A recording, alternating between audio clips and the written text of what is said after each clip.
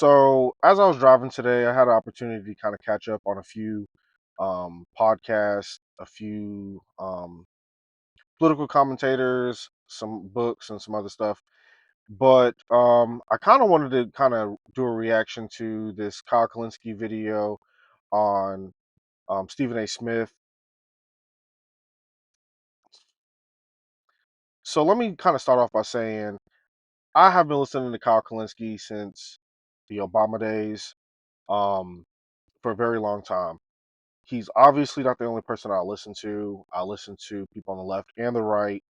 Candace Owens, Tucker Carlson, Dave Smith, a little bit of Tim Pool.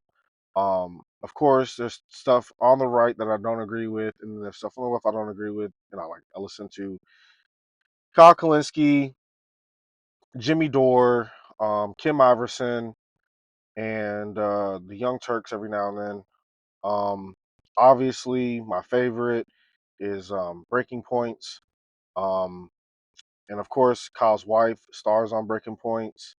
Um, I do more or less kind of agree with Sagar and Jetty. Um, and I'm not saying I don't agree with Crystal because I do. Um, there's a lot of political stuff, populist things, progressive things on the left that I do agree with on Kyle on, especially on policy. But this is this is kind of some stuff that's just kind of like bothersome, I guess you could say. And I think the real problem really is people are trying to gear up with the Trump resistance movement, and the reality is, I mean, in certain ways, it's kind of out of touch. So like, let's just review this. Tell me what y'all think, but I'm gonna kind of review this and give my 2 cents. Time, which is namely either fully capitulate to MAGA or semi capitulate to MAGA, because Hold on. so Stephen A. Smith is unfortunately doing what many people have done since Trump won the second time, which is namely either fully capitulate to MAGA or semi capitulate to MAGA, because I don't know, man. People are just interpreting this Trump win as if it's like a Reagan style landslide or an FDR style landslide. They feel like, 48 out of 50 states were won by Trump and that this is truly a mandate. This is truly the people saying we're 100% with him. It's not that. First of all, he won the popular vote by 1.5 percentage points, right? That's nothing to write home about. It's actually a relatively small margin in the grand scheme of things. You also had Kamala had to jump in with like. So okay, I'm not gonna disagree as far as the percentage points, but that's still damn near 50% of the voting bloc in America. And of course, Kamala still had nearly another 50% of the voting bloc in America. And the real problem really is I think a lot of people on the left and on the right, they get into their bubbles, and it's almost, it becomes like an echo chamber. They they only listen to other people on the left, they only listen to other people on the right, and then they only get on shows with other podcasters if they're lucky. And of course, he's been on the podcast with Joe Rogan, Patrick Bet-David, um, but it's still a large majority of the time it's a bubble. You get to pick and choose when you get around these other people. The rest of us, our neighbors are Trump supporters or Biden supporters or Kamala supporters. Our co-workers are, Biden and Kamala and Trump supporters. Our family members and, some of you, even some of our friends. So it's just kind of like to just dismiss it as it's irrelevant when the rest of us actually have to interact with people who voted one way or the other, or maybe just didn't vote. So I think that a lot of YouTubers, a lot of politicians, they're able to get into these spaces and they just kind of get so far out of touch with like the real world, and how they interact with people. And when they do choose to interact with people, it's usually kind of I'm gonna say like it's usually not forced. It's usually by choice. 7 minutes left in the race and try to build a campaign from absolute scratch in order to win. She certainly made up a lot of ground from what Biden would have done. Biden would have lost over 400 electoral college votes, I think. I think it actually would have been a landslide if it was Biden. But the reaction to this is everybody's cucking themselves to MAGA and acting like, oh, actually they are geniuses. Actually, they have figured a lot of stuff out. Actually, we have to listen to them. And I think that's all bullshit. You don't even see the same level of resistance as you did in 2016 when at least there was some default sense of like, this is not acceptable. This is an anomaly. Hillary actually won by 3 million votes in the popular vote, so we're going to fight. Now you're not even getting that basic bare minimum liberal style resistance, which is a bit of a disaster, right? So you have to factor in people lived through the first 4 years of Trump. They didn't die. And I feel like that is like, you know, as a black person, I heard in 2015, in 2016, you're going to be back on the plantation. I mean, if you consider working a 9 to 5 the plantation, then yeah, I'm back on the plantation. But as if I am some slave to this white slave master and I'm picking cotton in Alabama somewhere, like it's it's far fetched. And I'm not sitting here saying to excuse Trump, but let's be honest. Outside of Joe Biden appointing Lena Khan, what did he actually do differently than Donald Trump? Israel. Lied about it every step of the way. Ukraine. Lied about it and funded it every step of the way. Once he realized that there was a backlash at the border, he literally reversed all his initial stance and then went back to being a border hawk. Literally backed out during the student loan debt forgiveness, tucked himself every which way to the right wing, pardoned his criminal son after his son got rich, and after he himself put millions of black and brown people in prison for drugs while his son gets to not only get rich and sell bullshit ass paintings, but also do drugs. And then somehow cocaine mysteriously gets found at the White House. Then uh literally caused inflation by telling MBS that he was going to go after him for killing Jamal Khashoggi, and then literally went after one of the world's largest wheat producers to literally try to draft them into NATO, push a red line with Putin that literally caused a gas spike, which also helped spark inflation. Then, instead of actually getting somebody who is actually going to not destroy the economy, but you keep the same Federal Reserve chairperson, Jerome Powell, that was also appointed by Trump. So, outside of being brain dead and not saying wild boy shit like how Trump did, what did he actually do different?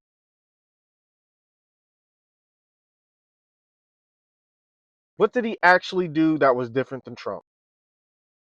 Minus January 6th and saying wild boy shit. What was he so different than Trump? He authorized and continued spying. He did censorship. He literally was against pro-Palestinian protesters. So what did he actually do different? He was just Trump light. He was a fucking Bud Light. So here you have Stephen A. Smith. Now, he fancies himself an enlightened centrist, right? He'd probably say center-right or center-left, but he's just a centrist. And he fancies himself an independent. He likes to do the thing where it's like, I'll go after the Republicans and I'll go after the Democrats and I'll show you, like, I'm above the fray, bro. I'm not with anybody, bro. I'm just an independent thinker, bro. That's his whole shtick. But guess what? He's not as independent a thinker as he thinks he is. Because right now he's going like this. Where are the winds blowing? Oh, the winds are blowing that way? I guess I'll hop on that bandwagon to try to ride the wave and maintain some relevance. And the other thing is, every time Stephen A. Smith says something that either fully or semi agrees with MAGA. There's 400 MAGA accounts on X that are out there praising him as being this genius, and Stephen A. Smith figured it out, etc. And that's a part of the media landscape that people haven't really contended with, right? This idea that, like, if I were to come out here and say something that MAGA agrees with, shit on the Democrats, shit on the liberals, shit on leftists, and say something that MAGA agrees with and point out, like, I've had enough and it's time to tell the truth, and say something like that, boom, there'd be 100 accounts out there showing my clip, making it go viral. You get contacted by 4 or 5 different right-wing podcasts telling you to, hey, come on and tell this story, and they want to make you a star for saying the things that they agree with, right? And that's just simply not merit on the left. If somebody says some left-wing shit, it's not like we have this built-out infrastructure and there's 1,000 accounts waiting to give you credit the second you say, hey, Medicare for all is based or whatever it is, right? And so this is what we're working with. And unfortunately, many people, especially ones who like to be in front of cameras, are attention whores. They're dead.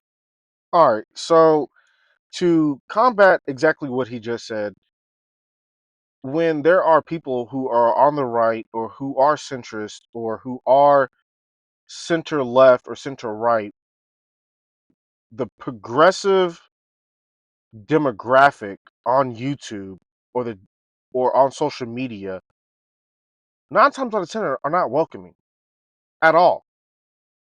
I mean, literally, there was a whole infighting between Francesca Fortanini, or whatever her last name is, and Jink Uger.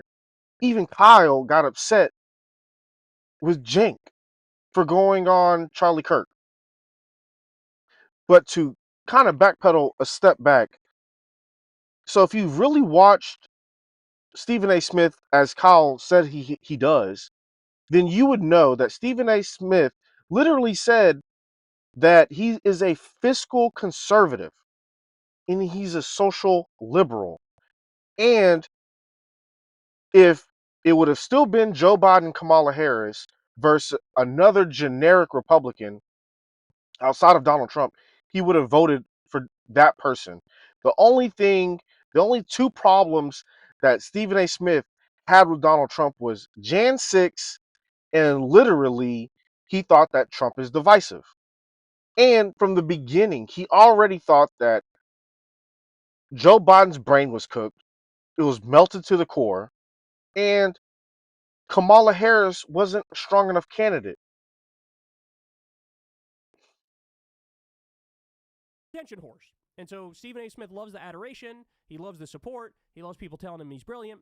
So here he is. He goes on, quite possibly the worst show that's ever been created in human history, Dave Rubin. This is for the Nat IQ level political thinkers. He goes in there and he tells Dave Rubin exactly what he wanted to hear. Let's watch and then we'll break it down. And the finishing touch for me was California, because I have to go out to LA a lot. And I am a fan of, I shouldn't say, listen, I like Gavin Newsom, the governor of Florida, from the standpoint as a person. Ooh, like, in other words, that's a rare comment said in this room. nice person to talk to, because I've had conversations with him in the past. Highly intelligent individual, looks very sharp and very presidential in those suits. And then you see what's going on in California, you're like, nah. That's not me. These high taxes, the homelessness, the crime rate, etc. I'm looking at all of this unfolding because you have to remember I've been going back and forth to LA and New York a lot, pretty much since 2003. And so I see that, and I see the regression that has taken place. And so when people are going off, particularly folks on the left, and they're talking about these policies and what policies are better and what's not, and then I see folks on the right talking about real life issues and stuff like that, I'm like, I hate to admit it, they make a lot of sense. They make a lot of sense.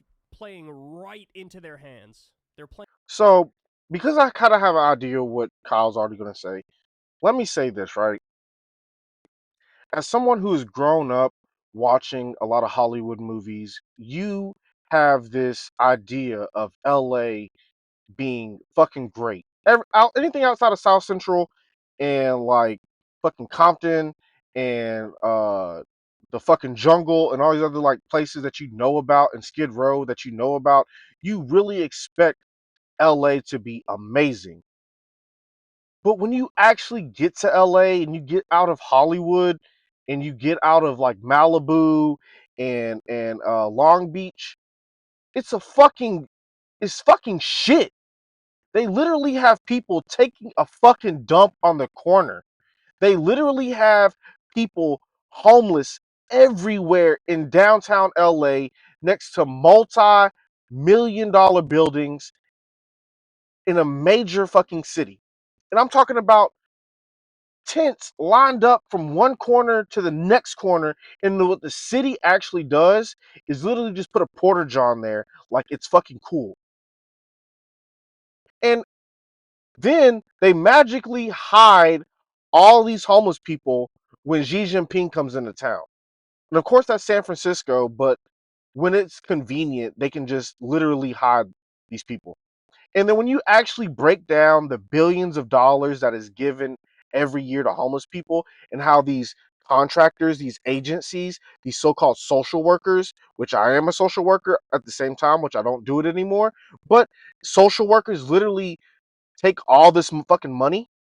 I'm not saying all social workers, but these agencies, they're all this money is just misplaced, or how $6 to $7 billion was allotted for the fucking water reservoirs to stop the wildfires that was voted on nearly a decade ago, and just magically none of that shit has been constructed or even being used. Yeah, they're mismanaging fucking money, Kyle. Like, I'm sorry, bro. Like, they're mismanaging fucking money. Like, but then whether you like it or not, you go to a place like Dallas, Texas, and it's a I'm not saying there's not no homeless people, but there's no way in fuck they're gonna literally have 100 fucking tents in downtown Dallas where everybody's fucking visiting, or in downtown Fort Worth. Like, the shit is fucking cool. And of course, they definitely handle homelessness in a different way, and it's probably right wing fucked up. I'm not gonna sit here and act like it's not. But he makes a valid point. Why the fuck are you gonna pay for taxes just for everybody's pockets to get lined, and the homelessness is only gonna get worse? That's crazy. It's like, yeah, we should all pay, you know, thousands of dollars every year, millions of dollars every year, or billions of dollars if you're a billionaire. And I'm not sitting here trying to say that there shouldn't be taxes, or the rich shouldn't pay their fair share, or not more progressive tax or anything like that. I'm not saying that. But what I'm literally saying is we're doing this just so brown kids can get bombed to fucking smithereens in the Middle East. So yeah, like, you can't be mad at Stephen A. Smith, who already said he's a fiscal conservative. He wants to protect as much money as he has possible. So when you're dealing with a mentality like that, on top of that, you want to go over here and just literally frivolously spend this money and then nothing gets fucking done. That's crazy. Playing him like a fiddle. Stephen A., they are using you. They are using you.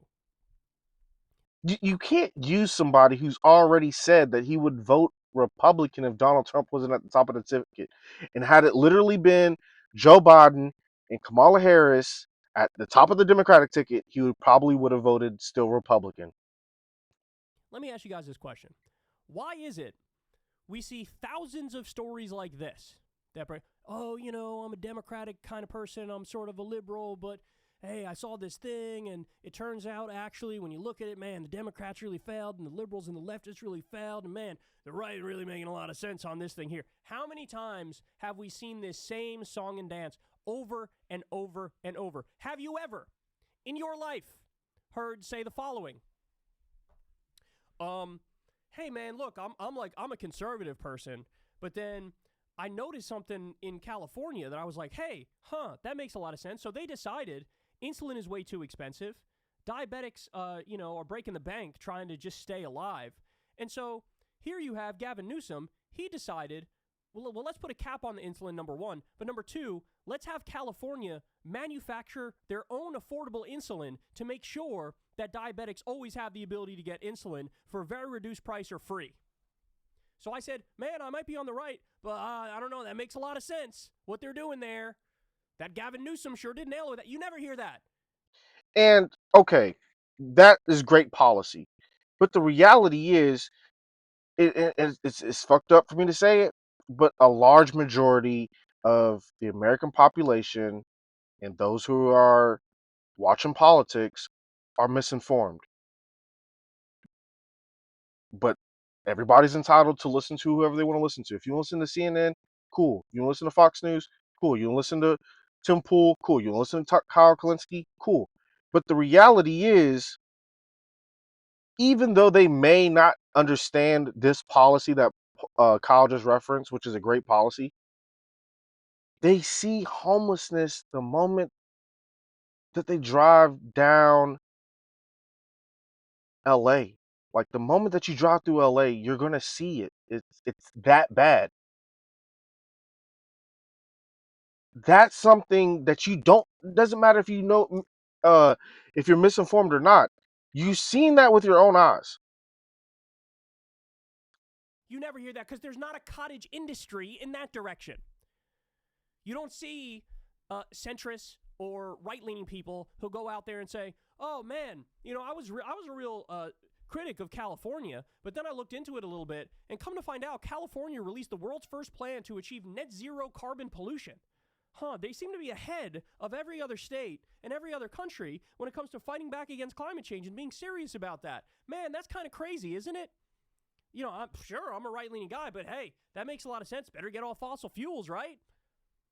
You don't hear that. You don't see that. There is no cottage industry built on that side of the equation. But there is a cottage industry of hundreds of little sycophantic MAGA podcasts who bring on a big name like Stephen A. Smith for him to tell this exact story. Oh, the right's really making a lot of sense. The right's really saying a lot of things that I think are reasonable. This isn't something that I saw in the past, but now we're seeing it now. Interesting, Stephen A. Why are you not going into the lion's den and telling the truth about, hey, I'm a centrist, but I looked over here at the right. It turns out 48 Republicans in the Senate just voted against the Right to IVF Act, as Trump was going around saying Republicans support IVF, saying he was the father of IVF. Hey, I'm a centrist guy. I'm willing to give credit to both sides, but why is there now a movement on the right to ban no-fault divorce? That seems kind of crazy. Why did 36 Republican senators vote against gay marriage in the year of our Lord 2022? That seems pretty extreme. Why did 169 House Republicans vote against gay marriage in 2022? Aren't we past this issue? Why are they trying to drag us back to a more primitive time? Hey, I'm a centrist guy. I support families. Why did 44 Republicans in the Senate just vote against extending the child tax credit? I thought that's something we all agreed on. I thought it was good to do the child tax credit. You never see this. And so you get a skewed, misleading picture of the reality of politics in this country. Because there's a cottage industry on the right where they try to play up all these stories of, oh, I'm a centrist or I'm a liberal, but I don't know, the right seems to be making a lot of sense. Are they really? Were they making a lot of sense when the House Republicans released a memo and on the top of their list of things to do was banning states from doing free school breakfast and lunch? Was that reasonable? How about banning minimum wage increases at the state and local level, as many red states are trying to do? Is that reasonable? How about banning extreme heat work breaks, which many red states are doing? Is that reasonable? How about banning porn, which is in Project 2025, the right-wing Bible? How about cutting overtime pay and rolling back child labor laws? How about that? How about what Trump and Vivek and all these assholes talk about all the time? Destroying the EPA, destroying the Consumer Financial Protection Bureau. Is that reasonable? Why are we not talking about that? Why are we not talking about that? So this is a prime example. When he's saying stuff like this, yeah, bro, I fucking agree. I have always agreed with when he's sticking to policy. I do agree.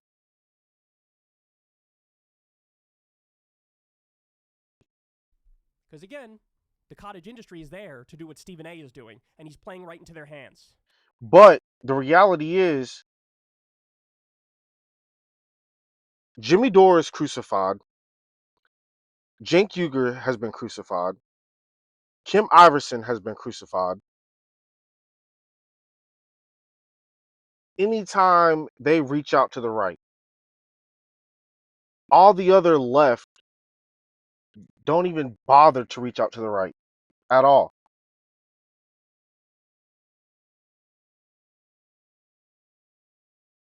I mean, outside of breaking points,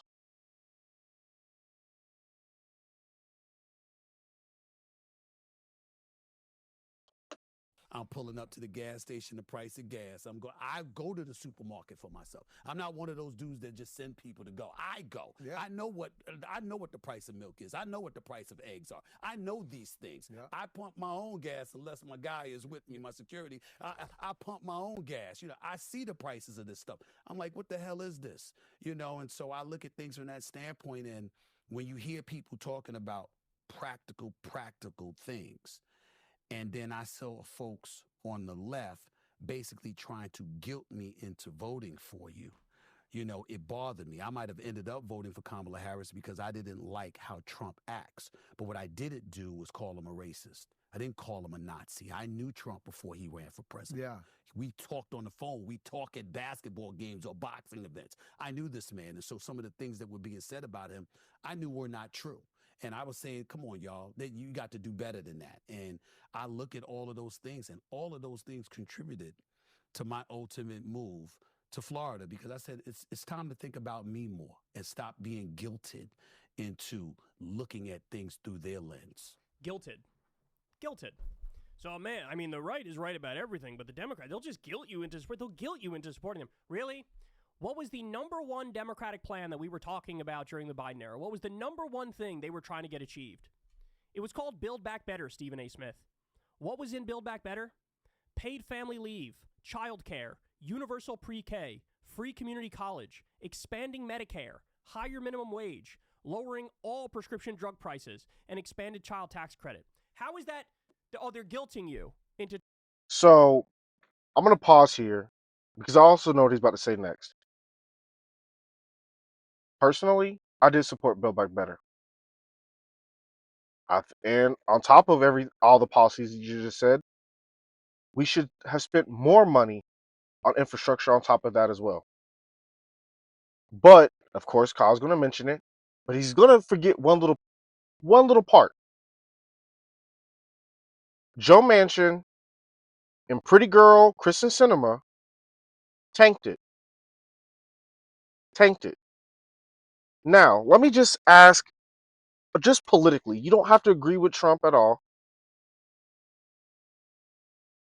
but almost 9 times out of 10, when he tells the Republican Party to get in line, what do?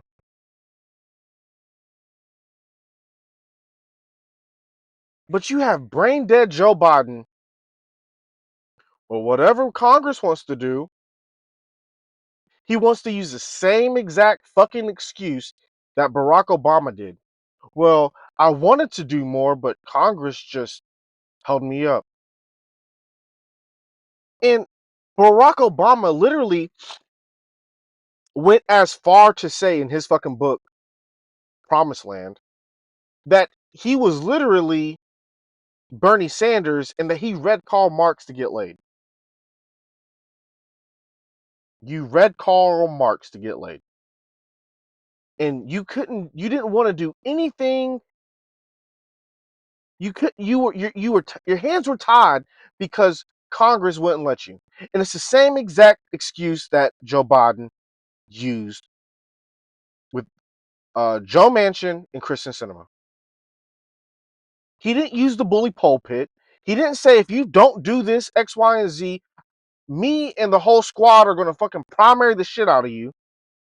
And then we're going to try to do Build Back Better again in 2022. He didn't literally put the blame on them two.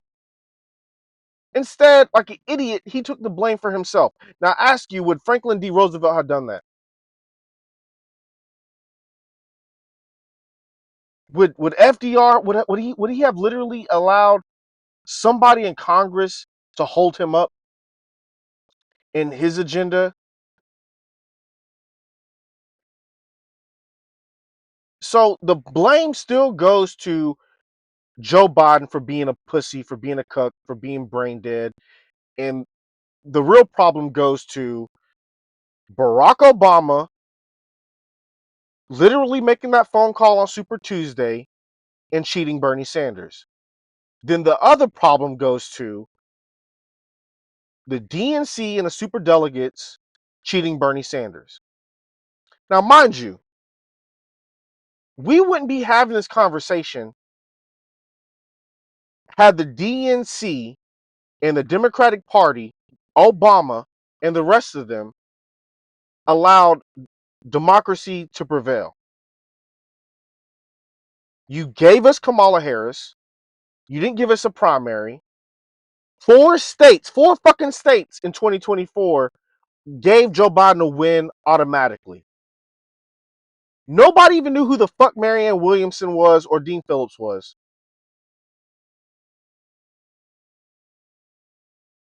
So you get mad that people felt like they had no choice to vote for Trump.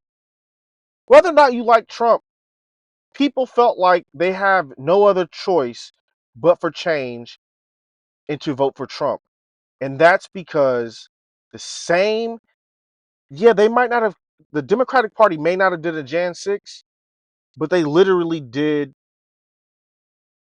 some fascist, undemocratic shit by cheating Bernie Sanders twice, by appointing Kamala Harris without a primary, and literally rejecting a 2024 primary altogether in 4 states.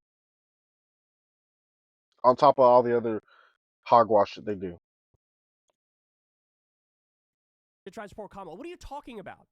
Because of Joe Manchin and Kyrsten Sinema, this phenomenal piece of legislation got torpedoed. And instead of talking about what the Democrats actually stand for, what you're doing is saying they had nothing and they just tried to gill you into supporting Kamala as the right was making sense. Really? The right was making sense? What's the number one legislative accomplishment of Trump in his first term? Corporate tax cuts and tax cuts for the wealthy and deregulation. That's it. That's it. He outsourced 200,000 manufacturing jobs. 3 million people lost their health insurance under him. His biggest accomplishment, I use that word loosely, is tax cuts for the wealthy and corporations. Now, Stephen A., I know you're a wealthy guy. I know you like tax cuts. If you come out and say that, hey, man, we got no problem. But just be honest. But he has. Hey, I like the Reichs. They're going to cut my taxes and let me keep more of my own money. Just say that. But don't pretend, oh, they got common sense on their side. They got the truth on their side. And Kamala had nothing but trying to guilt people into supporting her. That's just an absolute joke. That's just an absolute joke. Because... But she did. So when the pro-Palestine protesters ended up at one of her rallies, she literally, to paraphrase it, said, you might as well shut the fuck up because it's either me or Trump. That's a guilt trip. I don't know what's going to happen. Maybe Trump's lying. Maybe this is all a facade. But Trump said some old bullshit. Don't get it twisted. He said, I'm going to bomb the fuck out of you brownies if you don't agree to a ceasefire and let go of the hostages.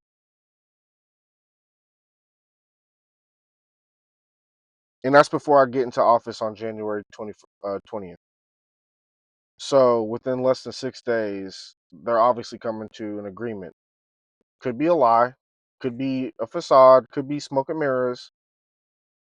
But it's to the point where he's openly criticizing Bibi Netanyahu, and Joe Biden, he literally let Anthony Blinken just have the reins with the Likud party. Like, let's not forget that. From where I'm sitting, zero guilting was done. In fact, they always bring up, oh, wokeness. That's what Kamala was trying to use, wokeness, try to get elected. She didn't mention race. She didn't mention gender. She didn't mention trans people or pronouns or Latinx or cancel culture or political correctness. She kept stressing she'd represent all Americans. She ran to the right on the issue of the border. She talked about owning a gun. She ran on freedom and patriotism. And then outside of that, what'd she talk about? The $6,000 child tax credit, a ban on price gouging, reducing medical debt. But let's not forget that all this shit has to be done as an act of Congress. Abortion, act of Congress. Child tax credits, act of Congress. The housing thing and the price gouging shit. All of that is an act of Congress. So it's what the Democrats always do. I wanted to, but it was Congress. It was the Supreme Court. I wanted to do student loan forgiveness, but I chose to do it through COVID instead of the Education Act. So that way the Supreme Court can strike it down. I wanted to.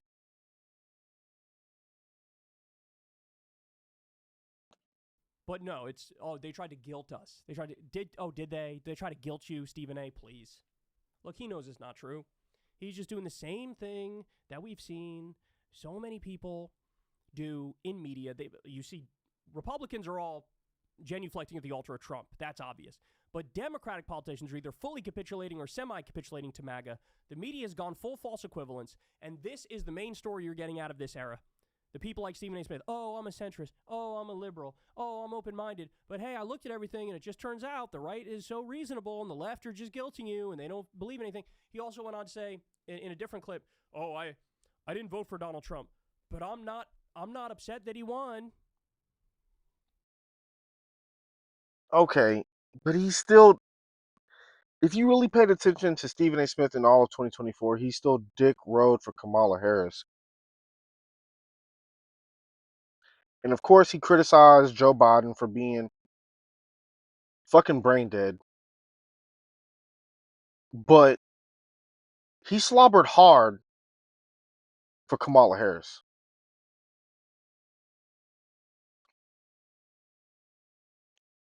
Please. Is not brave. And it's a shame because I like Stephen A. I like Stephen A. Smith a lot. I find him very... Nigga, I like you! But this is some but the fact of the bullshit. matter remains. I'm going to say to him the same thing I say to Joe Rogan.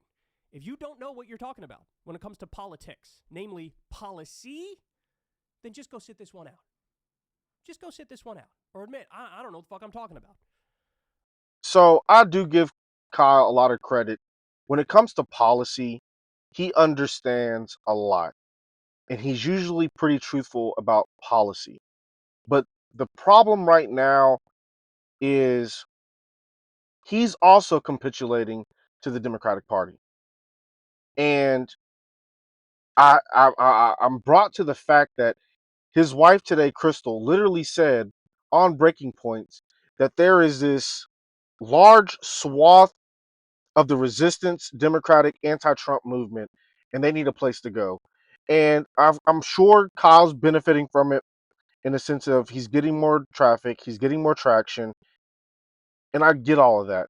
But the reality is, if this was a Bernie Sanders versus Trump, um, election, if that's what we recently just had was that, then yeah, you have a valid argument.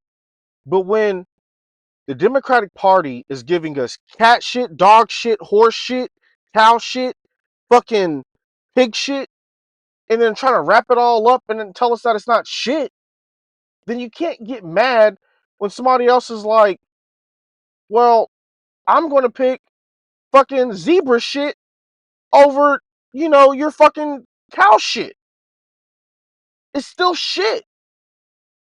And no, I'm not like a Trump stan. I'm not a Trump hater either. I do believe in saying certain things against Trump when he's fucking wrong. I'm for that. But to sit here and act like the Democratic Party ran truly progressive populist policies and got them passed when they didn't, and then to sit here and act like they didn't cheat, and then you look at the rest, you look at nearly half the country and be like, well, why would you vote for Donald Trump? Because he at least acts like he's a populist. The only thing that Kamala Harris would even say is, I grew up in a middle class house. My mom was middle class. I mean, that's enough to get you elected when people are literally struggling. And I'm sorry that Trump has a strategist that literally had signs all across the fucking South that said Kamala Harris, high taxes, high taxes, high prices, high groceries, high gas. Remember me? Remember when I was president? So when people literally they go to work, see, like what I feel like is a lot of YouTubers, they've been in this game 5, 10, 15 years. A lot of these politicians, they go to law school, they go get these political science degrees, they go get, a job as a corporate lawyer, and then they get into politics. They become a judge, they become a senator, a congressperson, and they become so out of touch. And the reality is, they don't know what it's like to work a 9 to 5, come home, have to take care of kids, have to go to baseball practice, basketball practice, have to sit here, clean the house, have to sit here and do this, do that. So by the time they actually get home, the last thing they actually care about is the news. Or because the price of everything is so fucking high, they got to literally go from one job to another job. And then when they get home, who the fuck, after you don't work 12, 14, 16 hours, one job, two job, three jobs, like me, I had to work 3 jobs while going to school full time.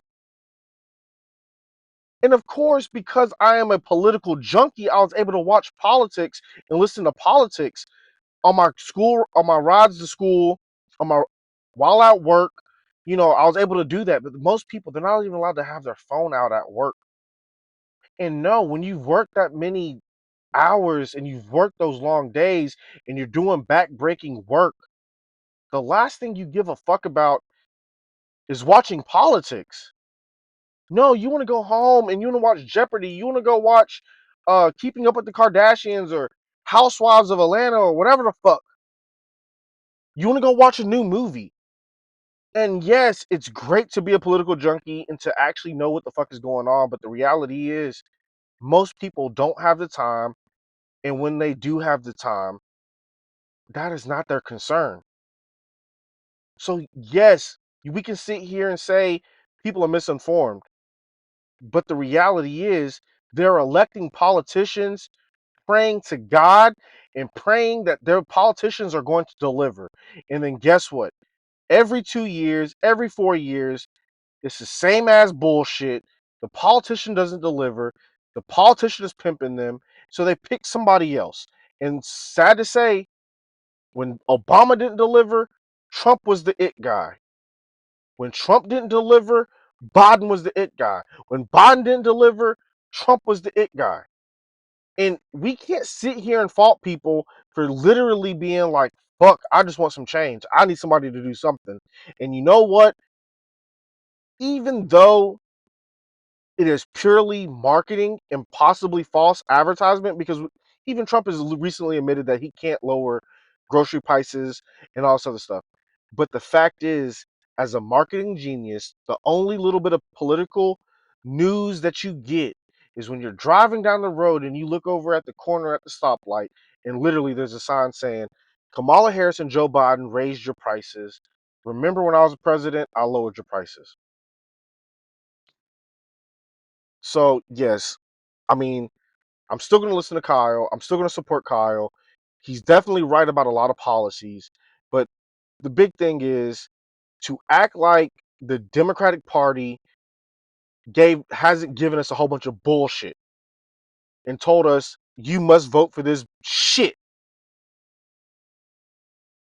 And then two, to act like Joe Biden could not have used his bully pulpit to literally not only go after Bibi Netanyahu, to literally, work out an agreement in Ukraine, and to literally not fucking manhandle Kristen Cinema and Joe Manchin and to pass and build back better. Joe Biden could have did that.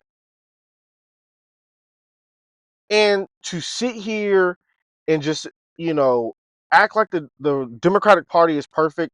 Yes, they guilted people into voting. Yes, there's some bullshit. So, I mean, I still have a lot of, you know, I still fuck with Kyle, but this shit today really frustrated me. especially as somebody that, I have MAGA friends. I know a lot of MAGA people. There's certain policies and there's certain topics that I do agree with that is on the MAGA side, and it's just, it is sensible. You do have to have a protected border. You can't just let everybody and their mama and brother and sister and mama's mama and grandmama, baby mama just hop the border. That's just a fact. You can't sit here and, allow Americans to lose their jobs. Tyson Foods, 1,200 Americans were fired just so they can hand out jobs to migrants. You know, Thousands of people have been fired from tech companies just so they can hire migrants. Disney fired a whole bunch of Americans just so they can hire migrants. All that shit's crazy. China playing the long game, they've been playing the long game. It's the art of war, it's Sun Tzu. Yes, if you can subdue your enemy without war, you're really the champ. He who knows himself and knows his enemies will win 1,000 battles. Like, so yes, they're playing the long game, and that would have not even been a topic without Donald Trump. I mean, there's just, yeah, I'm all for green energy and all that other stuff. It sounds great, sounds cool. We probably do need to transition to that. But to literally expect somebody who makes $35,000 a year, $45,000 a year to just jump up tomorrow and be able to buy a fucking $60,000 Tesla is crazy work. And then what? You literally have to, construct a charging station inside your home. That's crazy work. So yeah, there's just a lot to it. Oh yeah, let's just have $80,000 just to put a whole bunch of solar panels on top of my fucking house. So yeah, but that's my rant for today. Y'all be good. Y'all be safe. And it's peace out. Yeah, later.